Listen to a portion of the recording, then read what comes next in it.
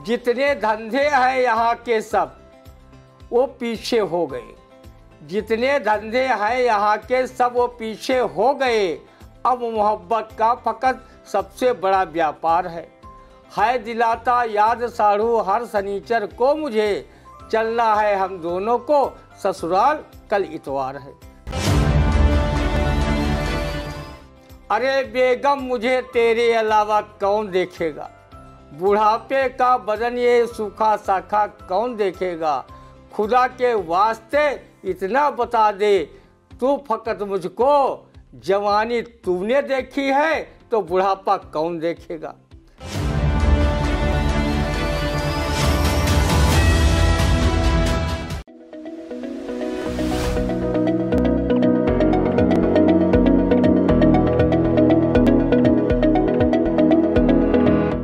नमस्कार, स्वागत है आप सभी का इंडिया के खास कार्यक्रम रंदा में। खबरों पर रंदा चलाने के लिए इंडिया के स्टूडियो में हमारे खास मेहमान वरिष्ठ पत्रकार, कवि एवं रंगकर्मी मौजूद है, ज्ञान प्रकाश सिंह प्रतीक जी। तो प्रतीक जी, आपका बहुत बहुत स्वागत है इंडिया के स्टूडियो में।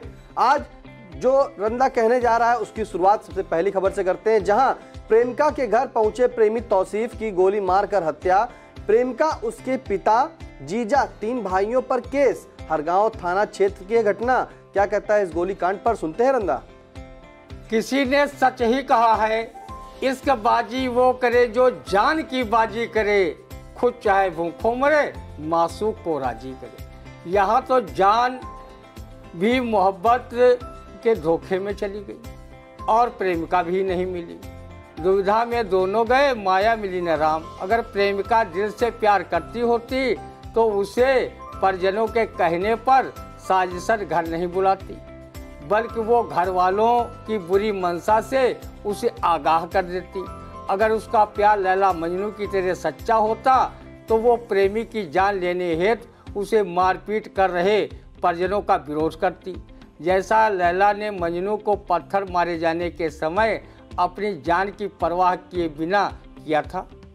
कोई पत्थर से न मारे मेरे दीवाने को, हुस्न हाजिर है मोहब्बत की सजा पाने को। कहीं प्यार मोहब्बत को लेकर प्रेमी प्रेमिकाओं की हत्याएं हो रही हैं, तो कहीं प्यार में परिजनों द्वारा रोड़ा अटकाए जाने से नाराज प्रेमी प्रेमिका आत्महत्या जैसा कदम उठा लेते हैं। जब से मोबाइल फोन के माध्यम से फेसबुकिया प्रेम का चलन बढ़ा है, तब से प्रेमी प्रेमिकाओं के हत्या आत्महत्या की घटनाएं आए दिन मीडिया की सुर्खियां पर नहीं है। अब लगता है कि मोहब्बत से बड़ा कोई इस दुनिया में बचा ही नहीं है। शायद ऐसे प्रेम मोहब्बत को देखकर ही मशहूर शायर महफूज रहमानी ने ऐसे लिखा हो, जितने धंधे हैं यहाँ के सब वो पीछे हो गए। जितने धंधे हैं यहाँ के सब वो पीछे हो गए। अब मोहब्बत का फकत सबसे बड़ा व्यापार है दिलाता याद साढ़ू हर शनिचर को मुझे, चलना है हम दोनों को ससुराल कल इतवार है। रंदा हर एक प्राणी से प्रेम करता है, लेकिन वो किसी को बदनजर नहीं देखता। बस अभी वो शाश्वत प्रेम करता है। हाँ, वो अपनी बुजुर्ग पत्नी से प्रेम मोहब्बत इसका सब कुछ इजहार करता रहता है। जब कभी रंदा की पत्नी उसके प्रेम से आजिज आ जाती हैं और कहने लगती हैं, तुझे बुढ़ापे में जवानी की उम्र वाली बातें कहने में शर्म नहीं आती, तो मुझसे दूर ही रहना। ऐसी स्थिति में रंदा मशहूर शायर महफूज रहमानी की ये शेरो शायरी सुनाकर उन्हें अपने प्रेम जाल में फंसा ही लेता है। अरे बेगम मुझे तेरे अलावा कौन देखेगा, बुढ़ापे का बदन ये सूखा साखा कौन देखेगा। खुदा के वास्ते इतना बता दे तू फकत मुझको, जवानी तूने देखी है तो बुढ़ापा कौन देखेगा। रंदा हरगांव थाना क्षेत्र में प्रेम प्रसंग के चलते की गई हत्या पर दुख व्यक्त करता है तथा घटना को कारित करने वाले लोगों के विरुद्ध कठोर कार्रवाई की मांग करता है। अगर उसने गैर कानूनी कार्य किया था तो उसे मारने के बजाय उसकी शिकायत पुलिस में करते, जेल भिजवाने की कार्रवाई कराते, जो दंड देना होता उसे न्यायालय दे देती। किसी को घर बुलाकर किसी की जान लेना ना तो नैतिक रूप से उचित है और ना ही कानूनी रूप से। बिल्कुल, रंधा ने कहा कि किसी को घर बुलाकर किसी की जान लेना ना तो नैतिक रूप से उचित है और ना ही कानूनन रूप से। यदि प्रेम सच्चा होता तो वो साजिशन अपने प्रेमी को घर न बुलाती और जिस तरह से लैला मजनू का प्रेम था उस तरह से दर्शाती। फिलहाल अगली खबर, जहां सपा सुप्रीमो अखिलेश यादव ने कहा कि अपनी कमियां सुनना नहीं चाहती प्रदेश की योगी सरकार। अब इस कटाक्ष पर क्या कहता रंधा, सुनते हैं। आदरणीय अखिलेश जी, राजनीति में वो दिन अब लद गए जब सत्तासीन नेता विपक्ष द्वारा की जा रही आलोचनाओं व कमियों को ध्यान से सुनता था तथा उसे दूर करने का भरसक प्रयास करता था। सत्ता पक्ष इस कहावत को भी सम्मान देता था, निंदक नियरे राखिए आंगन कुटी छवाए, बिन साबुन बिन नीर के निर्मल करे सुभाए। सत्ता पक्ष में जब कांग्रेस का शासन हुआ करता था तब विपक्ष के नेता के रूप में डॉक्टर राम मनोहर लोहिया, अटल बिहारी वाजपेयी तथा चंद्रशेखर को खूब ध्यान से सत्ता पक्ष सुनता था तथा उनके सुझावों का आदर करता था। आज तो आलोचकों, टिप्पणीकारों, सच्चे पत्रकारों को सत्ता विरोधी मानकर उनके विरुद्ध मुकदमे लादकर जेल भेजा जा रहा है।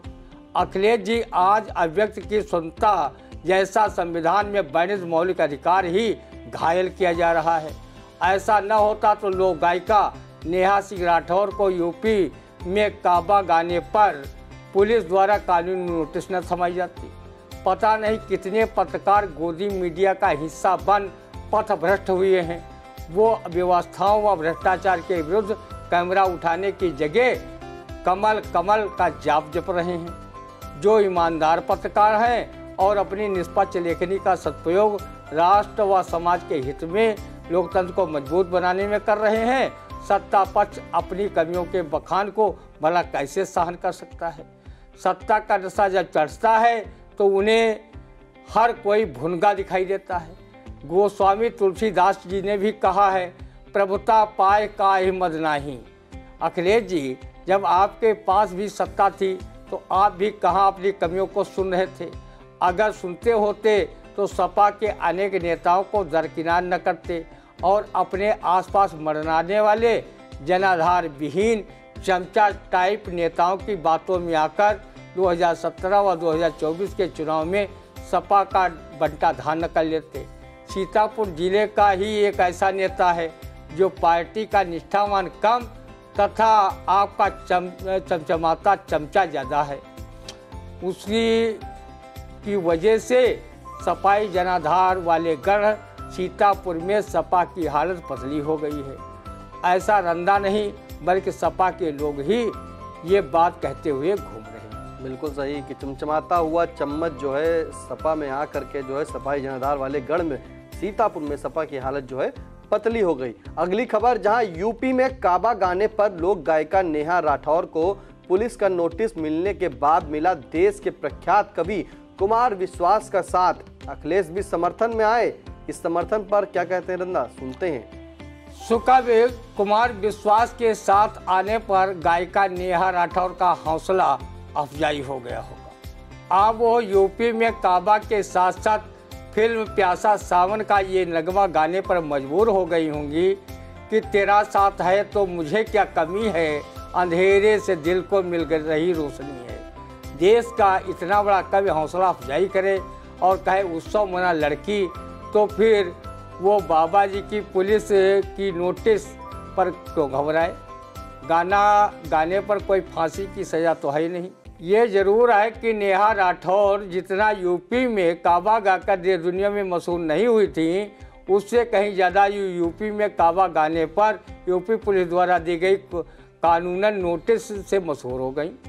उनके समर्थन में डॉक्टर कुमार विश्वास, पूर्व सीएम अखिलेश यादव जैसे ना जाने कितने सेलिब्रिटी आ रहे हैं। रंधा गलत चीज़ों का किसी का नहीं करता, लेकिन वो नेहा राठौर की गायिका का फैन है। अभिव्यक्ति की स्वतंत्रता का अधिकार जो भारतीय संविधान में प्रदत्त किया गया है, उसका वो प्रबल पक्षधर है। कहा नेहा जी, आप यूपी में काबा गाकर कानूनी पचड़े में फंस गई। कहीं आप योगी सरकार की प्रशस्ति में यूपी में सब बहार व योगी शासन व निरहु तक खुशहाल व गाया होता तो आपको लोक गायन क्षेत्र में उत्तर प्रदेश शासन द्वारा नामित पुरस्कार तो मिलते ही, राष्ट्रपति के हाथों से पद्मश्री, पद्म विभूषण जैसा बड़ा पुरस्कार व सम्मान की प्राप्ति होती। आप कहाँ फंस गई? यूपी में काबा के चक्कर में। आपकी जगह पर कहीं रंदा होता तो योगी बाबा की सरकार व उनकी पुलिस को धन्यवाद ज्ञापित करता कि एक उभरती गायिका को कानूनी नोटिस थमाकर रातों रात मीडिया की सुर्खियों में ला दिया और देश दुनिया में चर्चा होने लगी कि यूपी में काबा गाने वाली नेहा राठौर हैं। देश के गाने से यूपी सरकार, उसकी पुलिस को मिर्ची लग गई है। बिल्कुल, अगर सही कहा आपने कि जिस तरह से यूपी में काबा जो है नेहा राठौर ने गाया है, जिसके चलते उत्तर प्रदेश की जो पुलिस है उन्होंने नोटिस दे दी है। लेकिन फिलहाल अखिलेश यादव जो सपा के राष्ट्रीय अध्यक्ष व उत्तर प्रदेश के पूर्व मुख्यमंत्री हैं, वहीं जो मशहूर कवि, विश्वविख्यात कवि कहें कुमार विश्वास, वो भी जो है नेहा राठौर के समर्थन में आए हैं। अगली खबर, जहां उत्तर प्रदेश सरकार के वित्त मंत्री सुरेश कुमार खन्ना ने पेश किया अब तक का सबसे बड़ा बजट। 2023-24 के बजट को सत्ता पक्ष ने सराहा तो विपक्ष ने बताया दिशाहीन, निराशाजनक बजट। बजट में कहा गया 2 करोड़ युवाओं को मिलेगा रोजगार। इस रोजगार पर क्या कहता है रंदा, सुनते हैं। बजट हर साल की अपेक्षा 2023-24 का बड़ा नहीं होगा, लोक लुभावन, वोटर फसावन नहीं होगा, तो फिर 2024 के लोकसभा चुनाव में भाजपा प्रत्याशियों की लुटिया नहीं डूब जाएगी। रंदा को इस बार सरकार के बजट को देखकर लग रहा है कि ये बजट भी शक्कर वालों के लिए शक्कर तथा टक्कर वालों के लिए टक्कर, मक्कर व घनचक्कर वाला बजट है। कहीं इस बजट में घोषित अनेक जन कल्याणकारी योजनाएं 2022-23 के बजट की तरह सरकारी फाइलों में ही कैद होकर न रह जाएं। वित्त वर्ष 2022-23 के बजट में घोषित संपूर्ण परिवार सर्वेक्षण योजना, पुरोहित कल्याण बोर्ड योजना, पीके टीके की योजना, सफाई कर्मी की मौत पर मुआवजा संबंधी योजनाएं फाइलों में ही कैद होकर रह गई। गोरखपुर मेट्रो रेल परियोजना केंद्र की मंजूरी का इंतजार करती रह गई। गन्ना एवं चीनी उद्योग में काम नहीं हुआ। बजट में कवि केशवदास, तुलसीदास और सूरदास अकादमी के गठन की घोषणा भी हवाई साबित हुई। गरीबों को होली दीपावली में मुफ्त गैस सिलेंडर देने की घोषणा भी झूठी साबित हुई। ऐसी न जाने कितनी योजनाएं सिर्फ सफ़ेद हाथी साबित हुई, जिनकी घोषणा वित्त वर्ष 2022-23 में योगी सरकार द्वारा की गई थी। अब वित्त वर्ष 2023-24 का बजट घोषित कर दिया गया। ये बजट क्या गुल खिलाएगा, देखने वाली बात होगी। इस बजट में सुयोग्य वित्त मंत्री सुरेश खन्ना ने सरकारी नौकरियों से ज़्यादा रोजगार पर जोर दिया है। वो 2 करोड़ युवाओं को रोजगार देने की बात बजट में कही है। कहीं 2024 में होने वाले लोकसभा चुनाव के लिए युवाओं को रोजगार का लालीपाप तो नहीं दिया जा रहा है। वर्ष 2014 के लोकसभा चुनाव के दौरान चुनावी जनसभा में पीएम मोदी ने हर साल 2 करोड़ युवाओं को नौकरी तथा हर एक भारतीय के खाते में 15-15 लाख रुपए भेजने की घोषणा की थी। लेकिन सरकार बनने के बाद उसे चुनावी जुमला बता दिया गया। कहीं ये 2 करोड़ युवाओं को रोजगार की घोषणा चुनावी जुमला न बनकर रह जाए। रंदा भी पकौड़े तलने का रोजगार चाहता है। वो अमित शाह के पकौड़े तलने वाले वक्तव्य से प्रेरित है। इसलिए जब तक मोदी जी की सरकार है तब तक उसे पकौड़ा तलने व चाय बेचने के अलावा कोई रोजगार समझ में ही नहीं आ रहा। केंद्र सरकार में 10 लाख सरकारी नौकरियों के पद रिक्त पड़े हैं, जिन्हें 9 साल में भर नहीं पाए, तो 1 साल में कितने भरेंगे, देखने वाली बात होगी। विपक्ष का काम ही सरकार की टांग खिंचाई और बजट को दिशाहीन बताना है। चलो, केंद्र की मोदी सरकार ने चंद दिन पहले और योगी सरकार ने अब अपना बजट जारी कर दिया है। मोदी योगी भक्तों को बजट रूपी जो भजन मिल गया है, उससे वो जनता में गा गा कर 2024 में होने वाले लोकसभा चुनाव के लिए मतदाताओं को रिझाने का काम करेंगे। रंदा तब वोटरों को जागरूक कवि फारूक सरल की इनका पंक्तियों से करेगा। मैना संभलो फिर से शिकारी आएंगे, देखो घर घर में वोटों के पुजारी आएंगे। रंदा लोक गायक मास्टर फेरूलाल की इन गीत पंक्तियों से भी वोटरों को जागरूक करेगा। भाइयों कुछ तो तुम चाहते हो, चितावे तुमका को आई, वोट की कीमत ना जनी हो तो वाटा तुमका फिर जाई। बिल्कुल, वोट की कीमत न जनी हो तो वाटा तुमका फिरी जाई। तो 23 और 24 का जो बजट आया है, कहीं या फिर से जो है लॉलीपॉप तो नहीं है, कोई जुमलेबाजी तो नहीं है, क्योंकि 2014 की तरह इस बार 23 और 24 के बजट में भी 2 करोड़ युवाओं को रोजगार देने की बात कही है।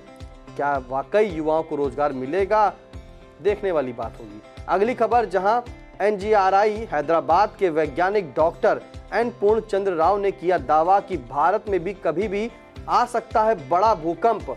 हर साल 5 सेंटीमीटर बढ़ रही भारतीय प्लेट। क्या कहता है आने वाले बड़े भूकंप पर? सुनते हैं रंदा ईश्वर से दुआ करता है कि भारत में बड़ा भूकंप कभी ना आए, जिससे देश जनधन हानि से बचा रहे। रंदा ने NGRI हैदराबाद के वैज्ञानिक डॉक्टर N पूर्णचंद्र राव से सुन रहा है कि हमारी पृथ्वी टेक्टोनिक प्लेट से बनी है जो लगातार गतिशील रहती है। इन्हीं में से एक भारतीय प्लेट भी है जो हर साल 5 सेंटीमीटर आगे बढ़ रही है। इसकी वजह से बड़ा भूकंप कभी भी आ सकता है। रंदा ने तो कांग्रेस के पूर्व राष्ट्रीय अध्यक्ष व सांसद राहुल गांधी को ये कहते हुए सुना था कि अगर मैं लोकसभा में बोलूँगा तो भूकंप आ जाएगा, जिसकी उस समय PM नरेंद्र मोदी ने जमकर खिल्ली उड़ाई थी।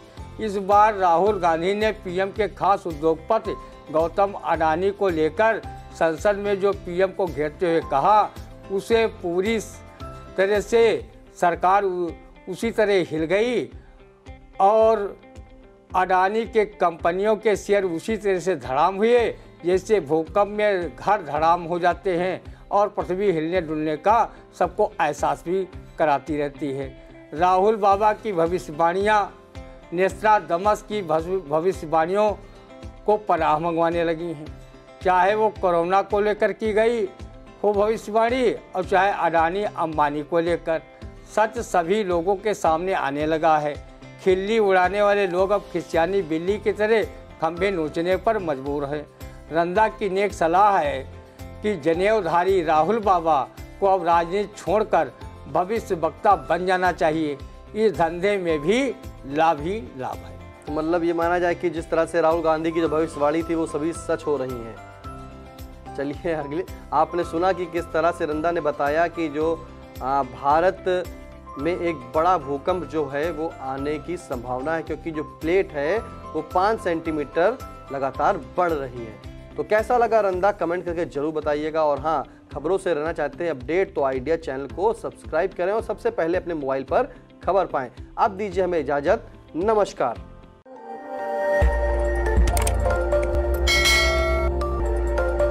खबर आपकी, नजर हमारी। देखते रहिए आई इंडिया।